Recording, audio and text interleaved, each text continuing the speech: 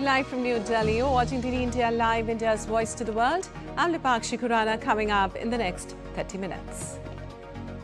Planned summit between Trump and Putin put on hold on Tuesday after Russia rejects ceasefire. Trump says they don't want to have a wasted meeting.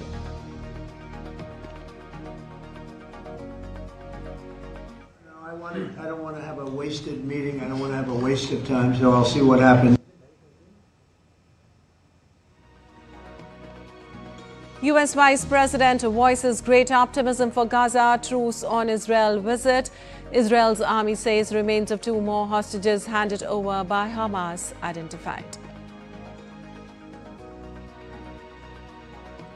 And U.S. government shutdown hits 21-day mark with no end in sight. Trump tells Democrats no meeting over shutdown until government reopens. Republicans acknowledge new stopgap funding bill likely needed.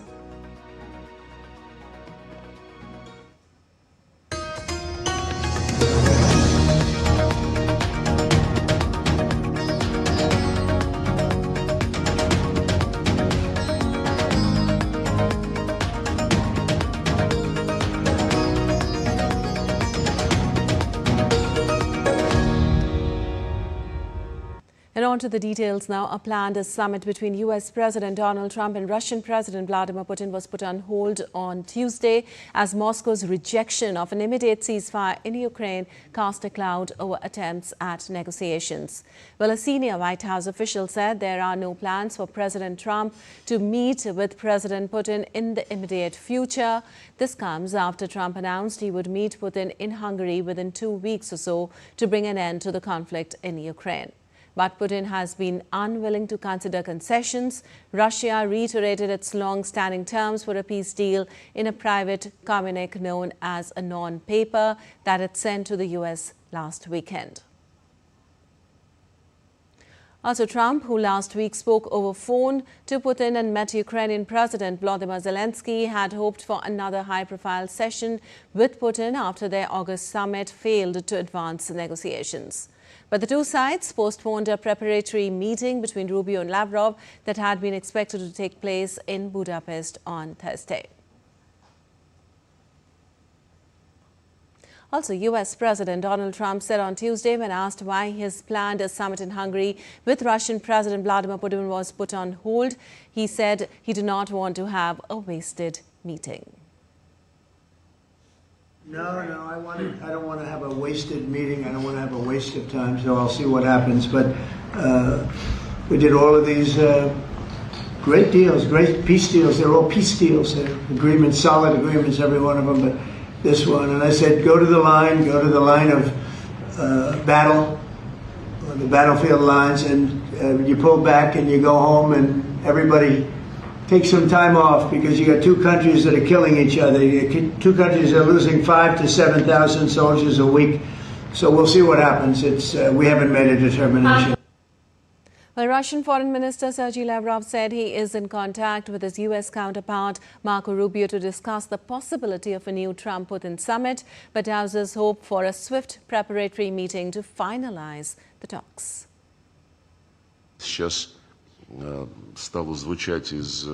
We discussed with Marco Rubio the current situation as it stands today and how we can prepare a version of the next meeting agreed upon by the presidents of Russia and the United States. We agreed to continue these phone contacts to better understand where we stand and how to move in the right direction. Well, Ukrainian President Volodymyr Zelensky and numerous European leaders responded by accusing Moscow of dragging its feet in peace efforts while continuing to wage violence and destruction on its neighbor. Also, Zelensky said on Tuesday that Russia almost automatically became less interested in diplomacy due to the postponement of a decision by the U.S. administration on Tomahawk missiles for Ukraine. European leaders called on Washington on Tuesday to hold firm in demanding an immediate ceasefire in Ukraine, with present battle lines to serve as the basis for any future talks. Zelensky echoed the stance in his evening address. Russia is once again doing anything to avoid diplomacy. And as soon as the question of long-range weapons for us, for Ukraine moved away, Russia almost automatically become less interested in diplomacy. менш зацікавленою. And as the U.S. government shutdown stretches into its fourth week, tensions between Democrats and Republicans are hardening, with both sides blaming each other for the growing crisis affecting federal workers and public programs. Republicans urged Democrats to reopen the government first, and Democrats demanded action to fix the ACA crisis before ending the stalemate. Meanwhile, U.S. President Donald Trump said that he will not meet with Democratic congressional leaders unless the ongoing government shutdown ends. They're not negotiating. What they're doing is saying they lost the negotiation when we got the great big beautiful deal done. They lost that negotiation. Now they're saying, well, we want to get some of the things we lost. But the problem is the things they lost are very bad for our country. We don't want to have people come over from all over the world, from prisons and all, and have them have their health care paid for. We want to take care of people that are here, that are American citizens and all. And U.S. Vice President J.D. Vance voiced great optimism over the U.S. brokered Gaza ceasefire between Israel and Hamas, saying its success will depend on constant monitoring and supervision. Also speaking at the Civilian Military Coordination Center, where U.S. troops oversee the truce, Vance praised Israel's cooperation and urged patience as officials work to locate the missing hostages. What we've seen the past week gives me great optimism the ceasefire is going to hold. And if we get from where we were a week ago to a long-term, durable peace between Israel and Gaza, there are going to be hills and valleys. There are going to be moments where it looks like things aren't going particularly well. But given that, and given the history of conflict, I think that everybody should be proud of where we are today. Well, joined by Trump's envoys Steve Witkoff and Jared Kushner, Vance emphasized that Washington has set no deadline for Hamas's disarmament, calling it a difficult process. We know that Hamas has to comply with the deal, and if Hamas doesn't comply with the deal, very bad things are going to happen. But I'm not going to do what the President of the United States has thus far refused to do, which is put an explicit deadline on it, because a lot of this stuff is difficult.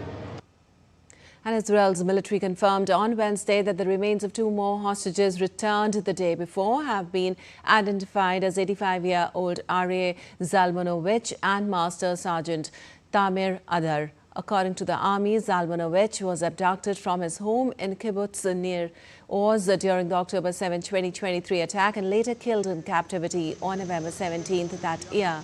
Adar, aged 38, was killed while defending the same kibbutz on October 7th, and his body was taken captive. The identification of their remains forms part of the ongoing process under the ceasefire-related deal aimed at recovering living and deceased hostages held by Hamas since the start of the conflict. And after 2 years of Hamas captivity in Gaza, freed Israeli hostage Evan Or returned on Tuesday to his home in the Jewish settlement of Shiloh in West Bank.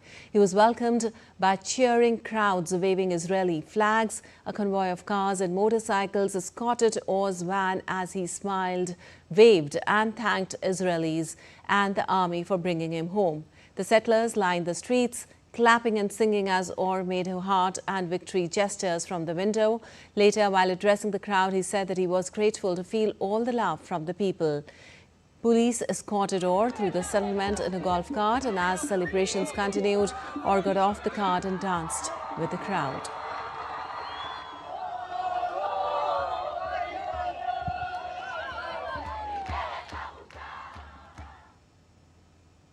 An posthumous memoir by Virginia Giuffre, who accused Britain's Prince Andrew of abusing her as a teenager, went on sale in bookstores worldwide on Tuesday. It could be seen at One Barnes and Noble on Manhattan's Upper West Side, receiving top billing on the bookstore floor. Much of the contents of the book were reported before its release, triggering renewed scrutiny on Andrew, King Charles' brother, whose conduct and connections with a late U.S. sex offender, Jeffrey Epstein, have long been criticized. Andrew, 65, has always denied Giuffre's account. In 2022, Andrew made an undisclosed payment to settle a lawsuit brought in the U.S. by Giuffre, who died by suicide in April.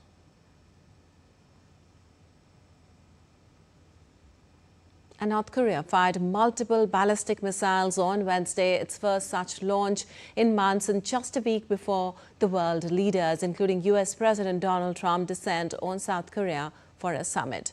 Seoul's Joint Chiefs of Staff said it had detected several projectiles believed to be short-range ballistic missiles. The missiles were fired from the area of the Jangwa in North Hwanghae province around 8:10 a.m. on Wednesday.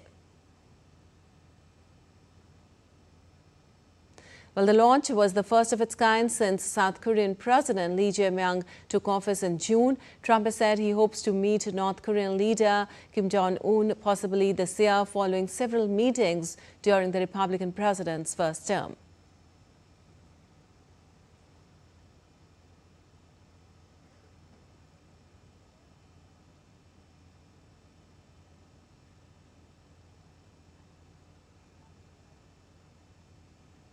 And in Cameroon's largest city, Douala, polling station staff began counting votes after a presidential election on October 12th, in which incumbent Paul Biya is widely expected to extend his 43-year grip on power. His opponents include a former government spokesperson, Issa Chiroma, who has galvanized large crowds demanding an end to Biya's long tenure and drawn endorsements from a platform of some opposition parties and civic groups. However, analysts say that Biya, in power since 1982, is likely to be re-elected given his firm control over state institutions and the fragmented nature of an opposition field of 9 candidates. Just over 8 million Cameroonians registered to vote. Results are expected within 15 days and there are no exit polls.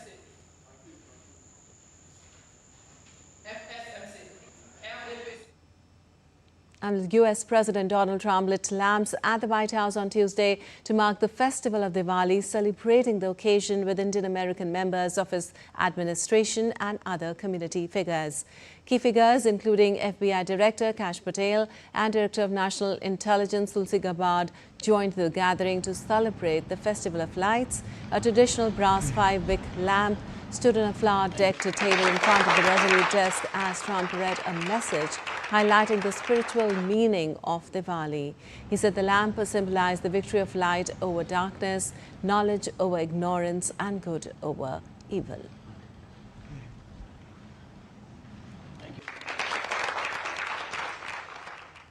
And in the U.S., Congressmen Raja Krishnamurthy and Brian Fitzpatrick have introduced a bipartisan resolution in the House of Representatives to recognize the religious and historical significance of Diwali.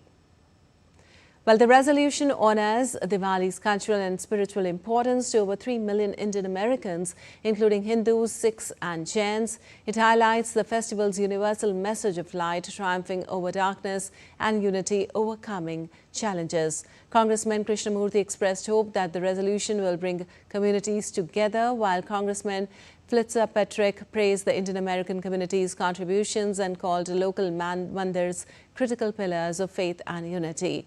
Also, the resolution recognizes Diwali's significance for Sikhs and Jains, marking important historical and spiritual events. It reaffirms the strong collaboration and mutual respect between the United States and India. And some news from around the world now. Britain's King Charles, Prime Minister Keir Starmer and Foreign Secretary Yvette Cooper hosted Balkan leader headers at St. James Palace in London on Tuesday ahead of the major summit. The reception, attended by Kosovo's Albin Kurti and Bosnia's Borjana Cristo, celebrated strong UK-Western Balkan relations. German Chancellor Friedrich Merz is expected at Wednesday's summit, where leaders will discuss ways to bring Western Balkan countries closer to Europe.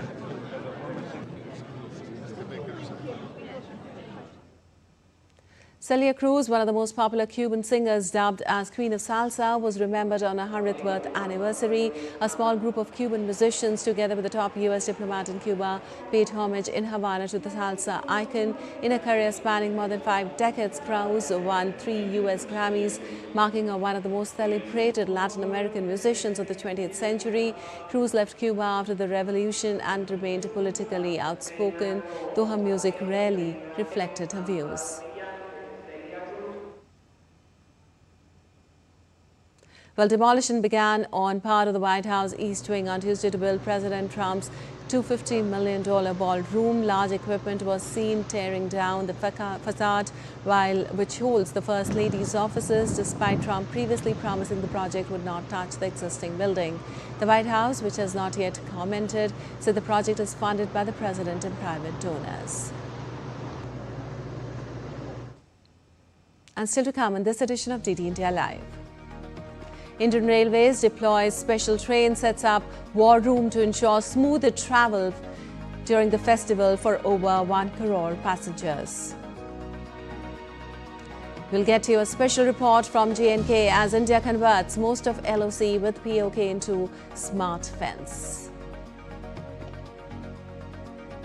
And India-Australia joint exercise Ostra Hind 2025 strengthens counter-terrorism ties.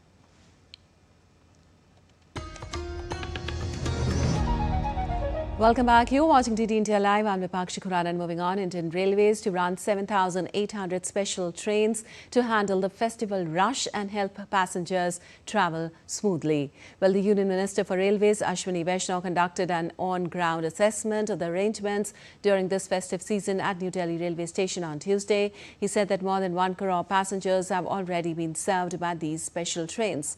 To manage the rush, a dedicated war room has been set up at Rail Bhavan, along with monitoring centres in all zones and divisions. They're tracking passenger movement in real time to ensure smooth travel. Well, Indian Railways is adding a human touch during the festival rush by setting up dedicated waiting areas, extra ticket counters, including MUTS, clean washrooms and drinking water facilities for the passengers.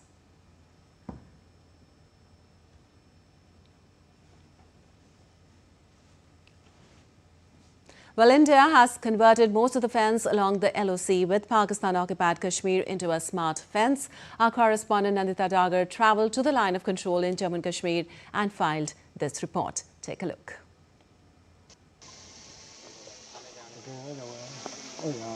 This is the Anti-Infiltration Obstacle System, or AIOS, commonly known as the fence between India and Pakistan-occupied Kashmir, here in the Naushera sector of J&K.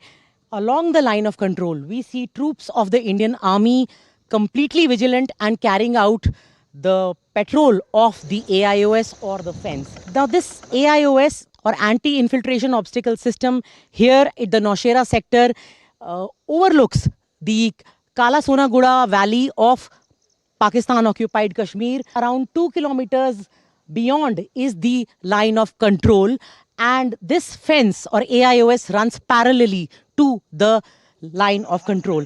Now, India shares a line of control, which is the de facto boundary between Pakistan-occupied Kashmir and our Jammu and Kashmir. This de facto boundary is 740 kilometers long. Now, India is upgrading this AIOS or this anti-infiltration obstacle system to a smart fence. How is it doing that? It's adding optical sensors, infrared sensors, acoustic sensors, and artificial intelligence sensors to this fence. So any movement, body heat, or image of infiltrating terrorist will be caught on cameras. Most of this work is already complete in most of the part of the fence. That is around 740 kilometers of fence. More than 700 kilometers has already been converted to a smart fence with optical, thermal, infrared and acoustic sensors on it. Artificial intelligence will be playing a big role.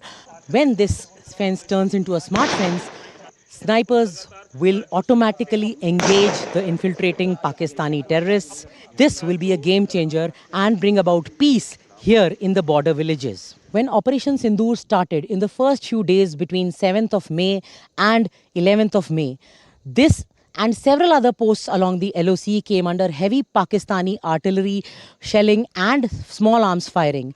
And the Indian Army adequately responded, and it has become clear in the subsequent days that the Indian Army successfully killed almost 100 terrorists and their masters, that is the Pakistani Army troops, in the response to that artillery shelling and firing.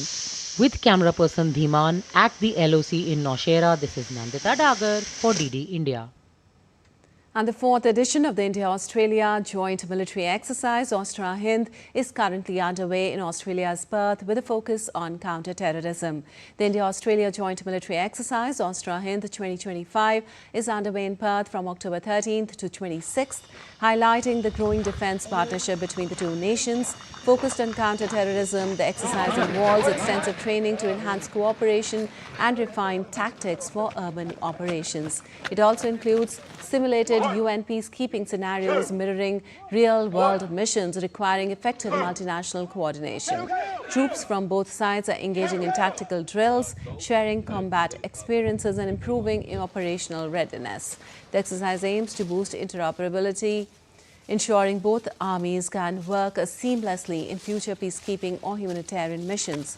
Beyond combat training, it also promotes cultural exchange and camaraderie among the participants, strengthening military-to-military ties. And the Indian Navy is holding the second edition of its biannual Commanders Conference 2025 in New Delhi from October 22nd to 24th.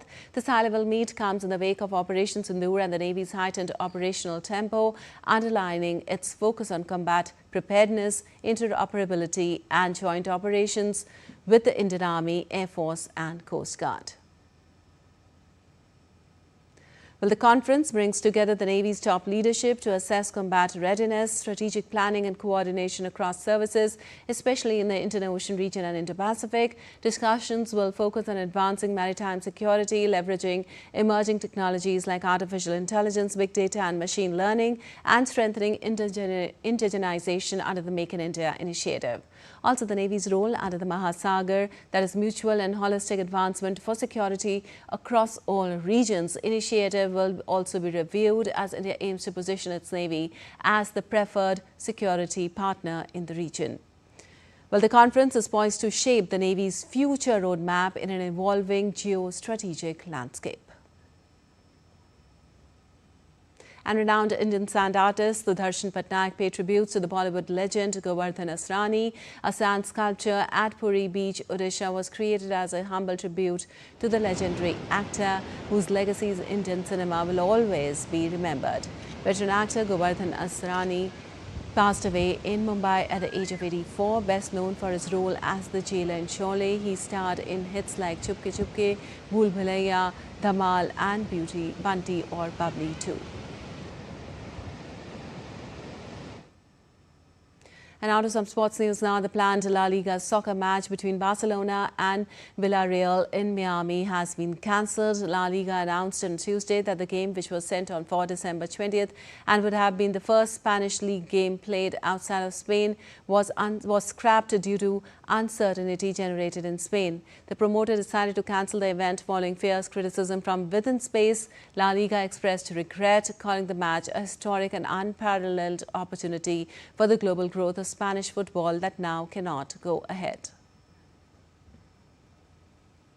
And Arsenal thrashed Atletico Madrid 4-0 in the UEFA Champions League on Tuesday at the Emirates Stadium. The first half remained goalless, but it was the second half when Arsenal scored all 4 goals in a stunning broadside. Goals from Gabriel Martinelli and a double from Victor Gyökeres secured the massive win. The victory gives Arsenal a perfect 9 points from 3 matches in the group, putting them in a strong position to reach the knockout stage. Atletico Madrid's 6-game unbeaten run was abruptly ended, with Simeone citing individuals' errors for the heavy defeat. and built during the height of the Cold War to shelter supply boats from Chinese artillery shells. One of Taiwan's most well-known wartime attraction, echoed with a different sound, cellos and violins for the annual Kinmen Tunnel Music Festival. Take a look.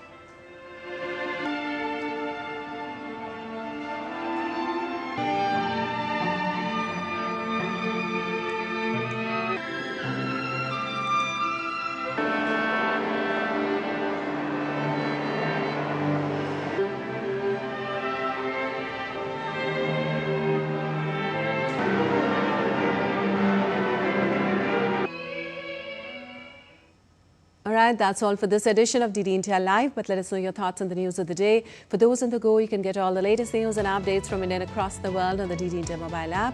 The app is available on both Android and iOS platforms. Scan the QR code on the screen to download now. We'll be back with more news as it breaks here on DD India. I'm Lipakshi Kurana from all of us here in Delhi. Thanks for watching DD India Live.